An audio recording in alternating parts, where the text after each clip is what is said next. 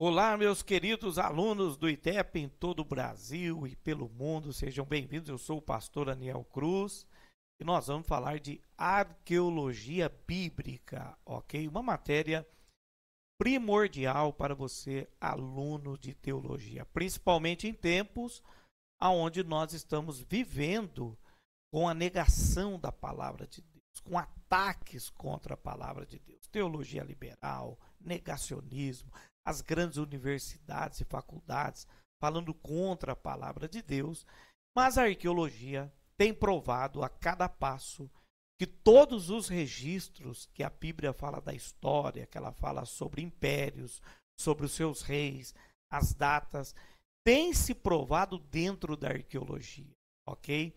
Então essa matéria é fundamental para você, aluno de teologia, e aqui nós, do ITEP, preparamos algo fantástico para vocês. Vocês vão ter aulas de arqueologia aqui fantásticas, fantásticas, e vocês são os nossos convidados. Então, a arqueologia, para uma definição direta, é o estudo dos costumes e da cultura dos povos antigos.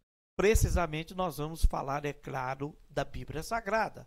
Você que tem aí um manual dos usos e costumes bíblicos, aquele mapa de geografia da Bíblia, e gostaria de saber como que eram os jarros, como que eram as bacias, como que era a cama, como que era a casa, como que eram os talheres daquele mundo antigo. Ora, a arqueologia vai trazer isso para você com vestígios reais. Então, é muito importante nós atentarmos para essa matéria. E as funções da arqueologia bíblica, ela vai ajudar a explicar, a elucidar alguns relatos bíblicos. Por exemplo, Jesus entrou ou saiu de Jericó. Tem contradição na Bíblia? Não. A arqueologia bíblica vai resolver esse assunto.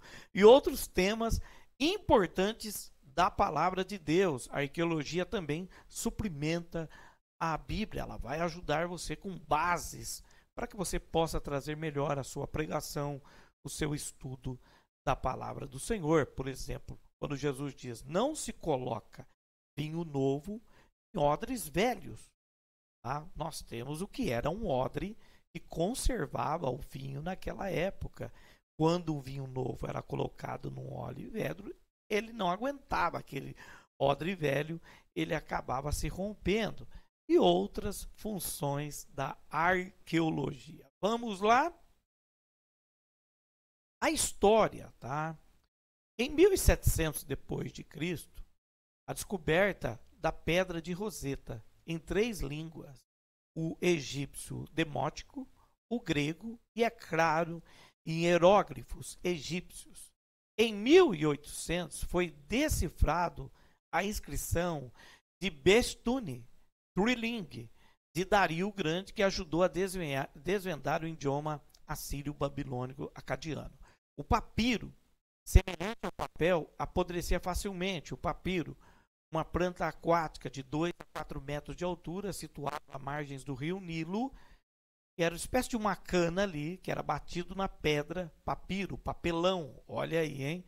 E eles usavam aquilo para fazer um papelão grosso, para escrever os textos, mas ele tinha que ser muito preservado. Por isso que foi encontrado ali nas cavernas de Qumran, por causa da preservação que aquela caverna garantiu para os papiros, mas foram encontrados. Por que colocamos esses 3 elementos da história? A arqueologia, ela se desenvolveu muito pouco até a Primeira Guerra Mundial, muita dificuldade. Agora, com a ajuda da ciência, com a pós-modernidade, com os equipamentos que nós temos, a arqueologia ela tem crescido muito. Vocês estão vendo um quadro aqui, uma ilustração de níveis ocupacionais. Como eu vou explicar isso para vocês? Hoje você vai em Jerusalém. Jerusalém foi reconstruída várias vezes, uma cidade em cima da outra. Então quem visita Jerusalém, está andando, por exemplo, na Via Dolorosa, seria o percurso que Jesus fez para chegar até o Calvário, carregando a cruz. Aquele percurso ali não é exatamente o que Jesus fez. está bem lá embaixo, porque as cidades foram sendo reconstruídas. O que eles fizeram? Pegaram mais ou menos o trajeto. Eu sempre falo para os alunos em arqueologia algo importante. Aqui vai para você guardar, hein? Imagine que seus avós tinham uma casa no centro de São Paulo. E você cresceu ali, brincou no quintal, brincou no quarto, brincou ali com seus avós. Mas agora, passado muito tempo, seus avós já partiram, a casa foi vendida, uma grande empresa comprou aquela casa e fez um prédio enorme lá no centro de São Paulo. Você, ao visitar aquele prédio, você não vai conseguir identificar com facilidade onde era o quarto, onde era a cozinha, aonde era o quintal, mas vai dentro da sua memória afetiva. Ali você vai poder dizer o seguinte: eu não sei onde era o quarto exato aqui, mais ou menos podia ser aqui, mais ou menos aqui, mas uma coisa é certa, eu cresci aqui. Isso aqui é real para mim. Então, a arqueologia é assim. Você chega lá hoje em Israel e você não vai precisar exatamente aonde Jesus andou, aonde Pedro andou, aonde os apóstolos andaram, aonde aconteceram as histórias do Antigo Testamento, mas elas aconteceram ali, ok? Guarde isso aí para a sua vida. Vamos lá. E a arqueologia se tornou, de fato, uma ciência por volta de 1920. Então, pouco mais de 100 anos atrás, não se conhecia bem a história do Egito, da Mesopotâmia ou da Palestina em épocas anteriores a 800 a.C. Agora possuímos achados brilhantes que remontam até 3.000 anos antes de Cristo ou até antes. A Pedra Roseta. A Pedra de Roseta é um bloco de granito negro que proporcionou aos investigadores um mesmo texto escrito em egípcio demótico, grego e, é claro, em hieróglifos egípcios. Como o grego era uma língua bem conhecida, a pedra serviu de chave para a decifração dos hieroglíficos, né, por Jean François e também por Thomas Young, em 1823. Vamos lá, então. Então, essa pedra, meu querido aluno, foi encontrada com 3 escritas. 1, 2, 3. Então, você vai ter aqui o egípcio, o grego, e você vai ter também o egípcio demótico, tá? Que é diferente daquele egípcio cheio de hieroglifos, tá? Que é cheio de sinais. Você já viu até em filmes e algumas coisas você já viu e eu vou mostrar depois para vocês. Quando foi encontrado isso, como que eles iam traduzir isso? Eles não conheciam muito bem, por exemplo, as outras línguas, mas conheciam o grego perfeitamente. Através da ajuda de arqueólogos, descobriu-se que se tratava do mesmo texto, com poucas palavras, tá? Porque pegaram poucas palavras ali em grego e viram, através do pouco conhecimento que tinham da outra língua, que ela se repetia ali. Mas eles não conseguiam fazer toda a estrutura da tradução da outra língua. Então eles deduziram que se tratava do mesmo texto, replicado em 3 idiomas diferentes. Então traduziram o grego, que era mais fácil. E foi assim que eles chegaram à tradução dessa pedra. Tá? Então suas inscrições registram um decreto instituído em 196 a.C. sobre o reinado de quem? De Ptolomeu V Epifânio, escrito em 2 línguas, o egípcio e o grego. A parte da língua egípcia foi escrita em 2 versões, que é o hieroglíficos, né, e o demótico, sendo esta última variante cursiva da escrita hieroglífica, ou seja, você já sabe o que é cursivo e é uncivo, né? Maiúsculo e minúsculo. Você que já fez bibliologia já sabe disso. Por que que é importante esse achado?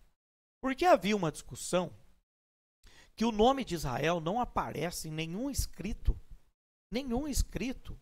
Não há comprovação de que Israel estivesse na Palestina, porque não tem nenhum escrito provando o nome de Israel na Palestina. Pois é, esse achado vai quebrar exatamente isso. O nome de Israel vai aparecer aqui. Então esse achado, ou seja, um achado extra-bíblico, comprovando aquilo que a Bíblia fala, que Israel está naquela região há muito tempo. Então, quem tenta negar isso, esses achados vão quebrando esse negacionismo. Então, essa pedra de Roseta, inclusive, hoje nós temos essa pedra aqui na Unasp, tá? Nós temos uma réplica dela na Unasp, no Museu de Arqueologia aqui em Engenheiro Coelho do Colégio Adventista, e nós temos essa pedra em outras réplicas em outros locais. Mas ela é fundamental aí para a comprovação da história bíblica, ok? E aí nós temos a inscrição de Bestune. Então, a inscrição de Bestune, também Bizitum ou Bizutum, tá? Que está em árabe e persa, né? É para a escrita cuneiforme. O que a pedra de Roseta é para os hieroglíficos, o documento mais importante no deciframento de uma língua até então esquecida. Localiza-se na província de Kermanshah, no Irã. Então está aqui essa pedra aqui chamada de Bestune. O texto é uma declaração de Dario I da Pérsia. Inclui 3 versões do mesmo texto, escrito em 3 línguas e alfabetos diferentes. O persa antigo, o elamita e o babilônico. Tá? Um oficial do exército britânico, né, o Sr. Henry, transcreveu a inscrição em 2 vezes, em 1835 e 1843. Abson foi capaz de traduzir o texto cuneiforme em persa antigo em 1838. Os textos em elamita e babilônico foram traduzidos pelo mesmo Hamilton e outros depois de 1843. Babilônio foi uma antiga forma de acadiano. Ambas são línguas semíticas, tá? Ou seja, o que aconteceu aqui? A comprovação de Dario I, que está em Daniel, capítulo 6 da sua Bíblia. Aí, a comprovação de Dario I, que está em Daniel, capítulo 6 da sua Bíblia. Ou seja, a arqueologia comprovando a veracidade dos textos e da história da palavra de Deus. Então, nós estamos iniciando aqui apenas a nossa maratona de arqueologia. Vocês vão ter outras coisas espetaculares que nós separamos para vocês. Isso aqui é uma aula de introdução apenas, e eu espero que você venha fazer parte desse curso que vai, com certeza, abençoar muito a sua vida. Um abraço.